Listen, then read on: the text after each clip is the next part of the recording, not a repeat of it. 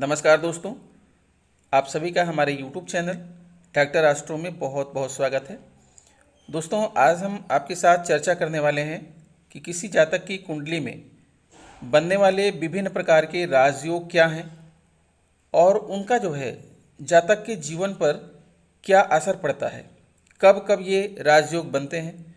वैसे तो दोस्तों राजयोग बहुत सारे हैं, सारे राजयोग को यहाँ हम अपने वीडियो में डिस्क्राइब नहीं कर सकते हैं, लेकिन जो कुछ मुख्य राजयोग हैं उनके बारे में हम इस वीडियो में चर्चा करेंगे, जैसे कि गज केसरी योग, बुधादित्य योग, मालव योग, हंस योग, नीच भंग राजयोग, सस योग, परिवर्तन योग और भी बहुत सारे योग हैं दोस्तों, जिसके विषय में हम यहाँ पर चर्चा करने वाले हैं।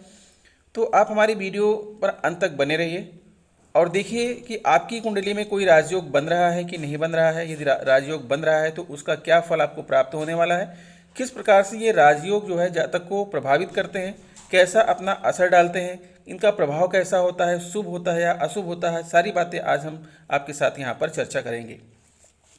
तो दोस्तों आपको बता दें कि कुंडली में योग होना जातक के लिए बहुत ही सौभाग्यशाली माना जाता है। दोस्तों वैसे तो योग शुभ और अशुभ दोनों प्रकार के माने जाते हैं, लेकिन अशुभ योगों को दोष की संज्ञा दी गई है, इसलिए योग से तात्पर्य यहाँ पर शुभ फलदायी संयोगों से है। जो दोष हैं उसकी चर्चा हम अलग से करेंगे। किसी भी जातक की कुंडली में जन्म के समय ग्रहों की जो स्थिति होती है उनमें भावानुसार ग्रहों की स्थिति, ग्रहों की युति, एक दूसरे के भावों पर पड़ने वाली दृष्टि से योगों का सृजन होता है। जातक की जन्म कुंडली में योगों को भाग्योदय का कारण माना जाता है। आप अपने आसपास देखते होंगे, महसूस भी करते होंगे कि कोई अचानक रातों रात ख्याति प्राप्त कर लेता है और कोई अचानक से धनवान बन जाता है और किसी को उम्मीद नहीं होती, लेकिन वह व्यक्ति सत्ता पर काबिज हो जाता है। कोई अपनी एक साहित्यिक कृति से साहित्य जगत में अमर हो जाता है, तो कोई सिनेमाई पर्दे पर अपनी एक झलक से भी लोगों को अपना मुरीद बना लेता है और रातों रात एक बड़ा सितारा बन जाता है। यह सब जातक की कुंडली में बनने वाले योगों व कारक ग्रहों की स्थिति पर निर्भर करता है। दोस्तों कुंडली में प्रचलित बहुत सारे योग हैं, लेकिन जो मुख्य योग हैं जिसकी चर्चा अक्सर की जाती है, उन योगों के विषय में हम आपको बताने चल रहे हैं। दोस्तों इसके पहले कि मैं राजयोगों के विषय में बात करूं, आइए एक सामान्य कुंडली जो राशि चक्रों को देख लेते हैं कि कौन सी राशि किस भाव में होती है और उसके स्वामी ग्रह कौन से होते हैं, कारक ग्रह कौन से होते हैं।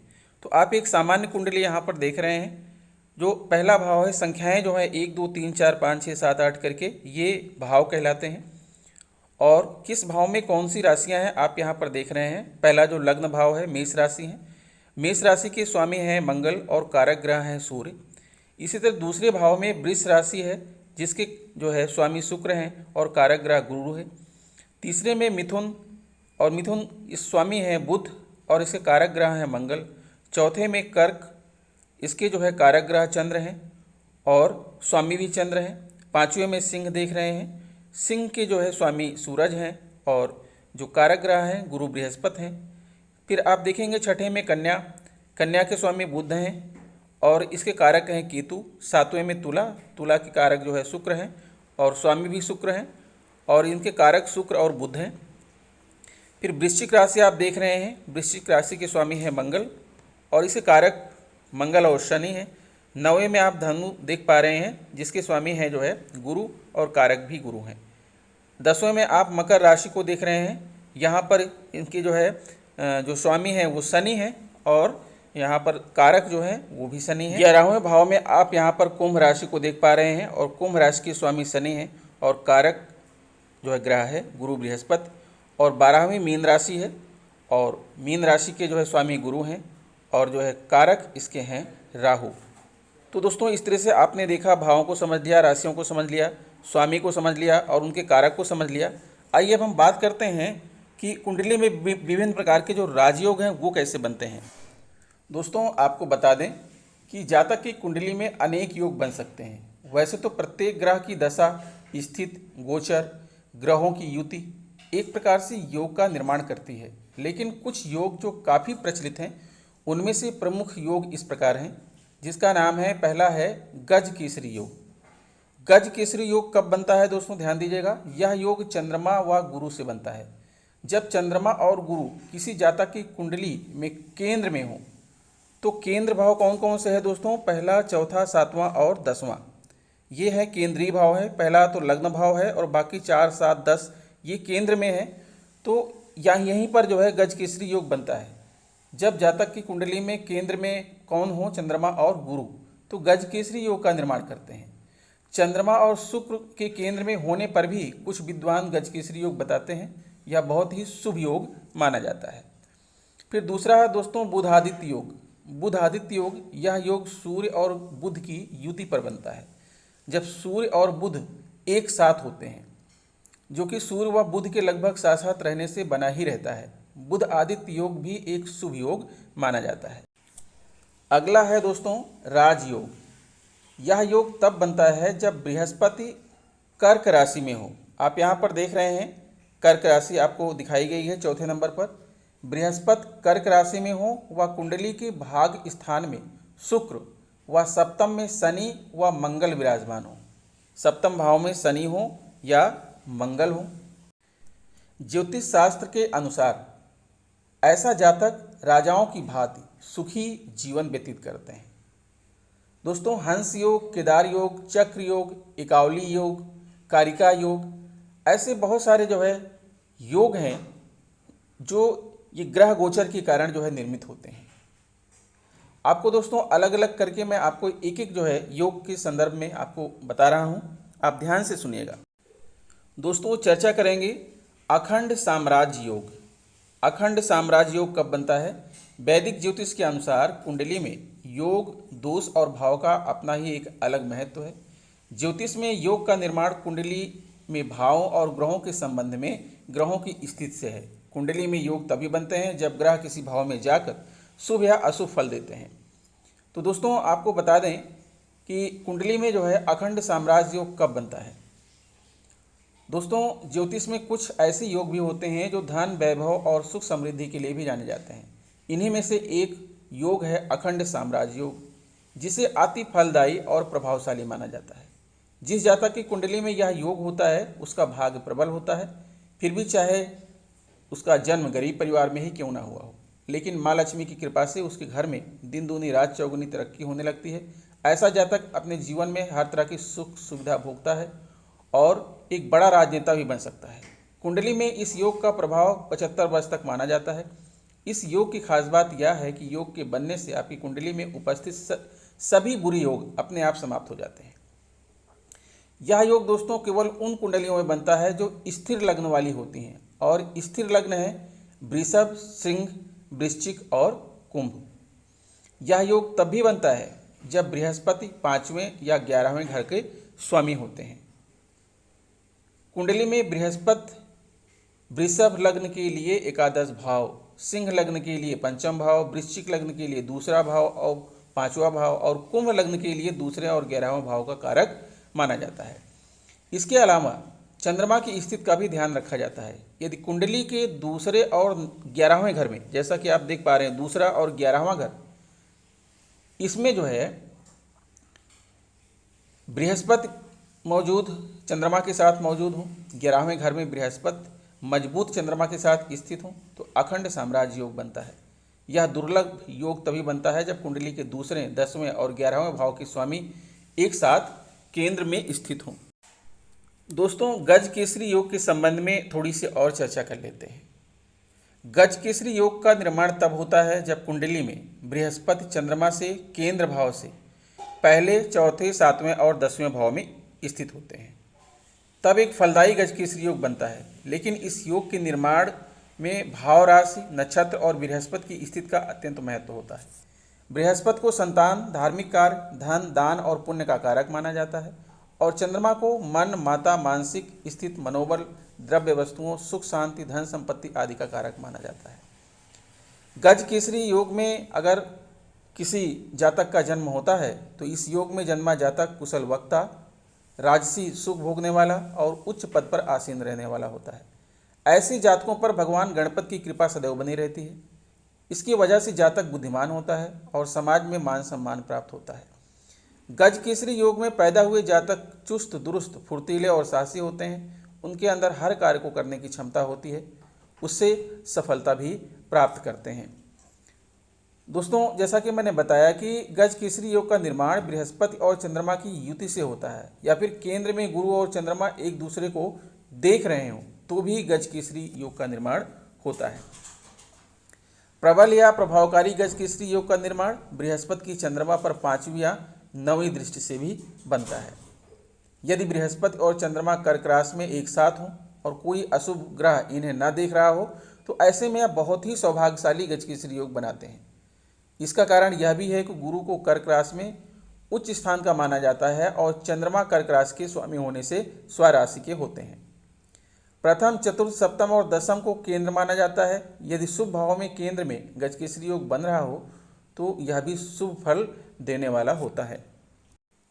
दोस्तों, अब बात करेंगे परिवर्तन राजयोग। परिवर्तन राजयोग क्या है और कब बनता है? परिवर्तन योग का निर्माण ग्रहों के एक दूसरे की राशि में स्थित होने से बनता है। इसे इस प्रकार समझा जा सकता है कि जन्म कुंडली में अगर मंगल शुक्र की राशि में स्थित है और शुक्र मंगल की राशि में स्थित हो तो ये एक प्रकार ग्रहों से बनने वाला राशि परिवर्तन योग बनता है। शुभ भावों के स्वामियों का परस्पर परिवर्तन, जैसे लग्न व पंचम भाव का परिवर्तन, या केंद्र और त्रिकोण भाव से परस्पर परिवर्तन, त्रिकोण के स्वामियों का परिवर्तन, केंद्र व त्रिकोण का परिवर्तन राजयोग बनाता है। इसके अतिरिक्त त्रिक भाव के स्वामियों को मध्य परिवर्तन विपरीत राजयोग बनता है। परिवर्तन योग को एक सकारात्मक योग माना गया है, लेकिन इसी के साथ कुंडली में बन रही इसकी भाव स्थिति और ग्रह स्थिति का भी ध्यान रखने की आवश्यकता होती है, क्योंकि उसी के अनुरूप इसके फलों को उचित रूप से समझा जा सकता है। अब दोस्तों, बात करते हैं कि हंस योग कब बनता है। आप जानते हैं कि बृहस्पति को शिक्षा और ज्ञान का कारक माना जाता है। इसके अलावा ये संतान, धार्मिक कार्य, धन, दान और पुण्य आदि के भी कारक हैं। इसकी वजह से ज्योतिष में बृहस्पति को एक बहुत ही शुभ ग्रह माना जाता है। इसीलिए इसके कारण बनने वाले योग भी अत्यधिक शुभ होते हैं। यदि कुंडली में बृहस्पति लग्न अथवा चंद्रमा से पहले चौथे, सातवें, 10वें भाव में कर्क, धनु अथवा मीन राशि में स्थित हो तो हंस योग बनता है। इस योग के प्रभाव से जातक को सुख, समृद्धि, संपत्ति और आध्यात्मिक शक्ति भी प्राप्त होती है।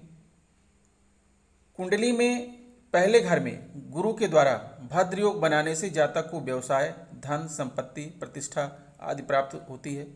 कुंडली के चौथे भाग में हंस योग निर्माण से जातक को धार्मिक या आध्यात्मिक संस्था में किसी प्रतिष्ठा तथा प्रभुत्व वाले पद की प्राप्त होती है। कुंडली के 7वें भाव में हंस योग बनने से जातक को वैवाहिक सुख, धार्मिक, पत्नी और राष्ट्रीय या अंतर्राष्ट्रीय स्तर पर उच्च ख्याति प्राप्त होती है। और कुंडली के 10वें भाव में हंस योग से जातक को व्यावसायिक क्षेत्र में बहुत अच्छे परिणाम मिलेंगे और नौकरी पेशा वालों को सरकारी अथवा निजी क्षेत्र में पदोन्नति, ग्रोथ और इंक्रीमेंट मिल सकता है। हंस योग में जन्मा जातक हमेशा बड़ों का सम्मान करता है और इस योग के प्रभाव के कारण जातक अपनी शिक्षा के प्रति गंभीर रहता है और यथासंभव ज्ञान प्राप्त करने का प्रयास करता है। इसके अलावा इस योग में पैदा हुआ जातक सुंदर, आकर्षक, ज्ञानवान, उसकी आंखें बहुत सुंदर हो सकती हैं और वाक्पटु होते हैं। इन्हें अपने परिवार के सदस्यों के से भी स्नेह प्राप्त होता है। दोस्तों, अब बात करते हैं मालव्य राजयोग की। मालव्य राजयोग कुंडली में कब बनता है?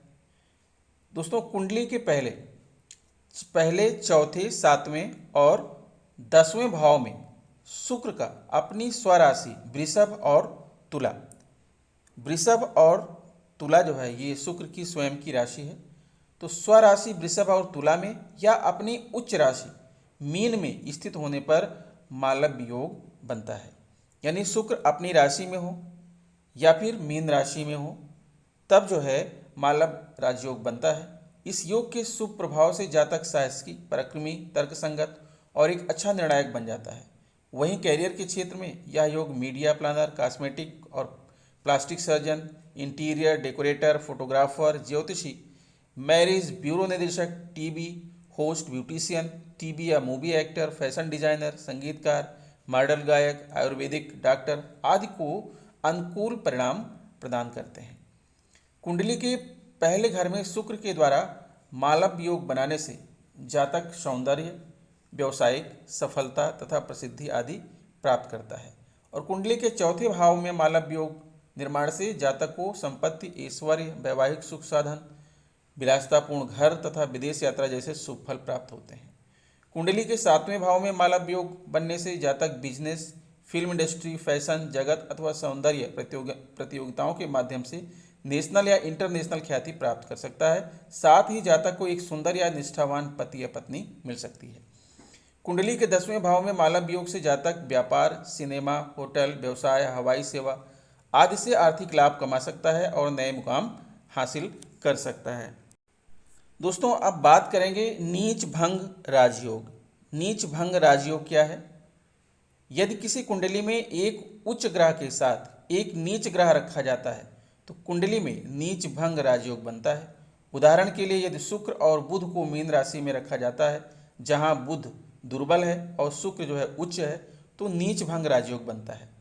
यदि किसी कुंडली में कोई ग्रह अपनी नीच राशि में बैठा हो और उस राशि का स्वामी लग्न भाव या चंद्रमा से केंद्र स्थान में हो तो कुंडली में नीच भंग राजयोग बनता है।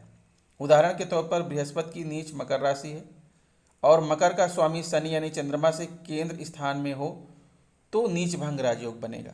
यदि किसी कुंडली में कोई ग्रह अपनी नीच राशि में हो और उस राशि में उच्च होने वाला ग्रह चंद्रमा से केंद्र स्थान में हो तो नीच भंग राजयोग बनता है। उदाहरण के लिए शनि की नीच राशि मेष है और सूर्य की उच्च राशि मेष है। सूर्य चंद्रमा से केंद्र स्थान में हो तो इस राजयोग का निर्माण होता है। यदि किसी कुंडली में नीच ग्रह के स्वामी की दृष्टि भी किसी नीच ग्रह पर हो तो नीच भंग राजयोग बनता है। जैसे बुध की नीच राशि मीन है और मीन का स्वामी गुरु है और गुरु की दृष्टि बुध पर हो तो नीच भंग राजयोग बनता है। और यदि किसी कुंडली में किसी ग्रह की नीच राशि का स्वामी और उसकी उच्च राशि का स्वामी परस्पर केंद्र स्थान में हो तो नीच भंग राजयोग बनेगा। उदाहरण के तौर पर मंगल की नीच राशि का स्वामी चंद्रमा है और मंगल की उच्च राशि का स्वामी शनि है, दोनों परस्पर केंद्र में हो तो नीच भंग राजयोग बनता है। तो दोस्तों, बहुत सारे जो है राजयोग बनते हैं, इसे किसी एक वीडियो में नहीं समझाया जा सकता है। समय समय पर आप हमारे चैनल पर बने रहिए। जैसे जैसे योग कुंडली में आते जाएंगे मैं उनके बारे में आपको पूरी डिटेल बताता हुआ चलूँगा। तो आशा करता हूँ कि वीडियो आपको अच्छी लगी होगी। अगर वीडियो अच्छी लगी है तो प्लीज़ हमारे चैनल को सब्सक्राइब करते हुए बेल आइकन को प्रेस कर दीजिएगा। मिलेंगे आपसे नेक्स्ट वीडियो में कुछ नई जानकारी लेकर। तब तक के लिए नमस्कार।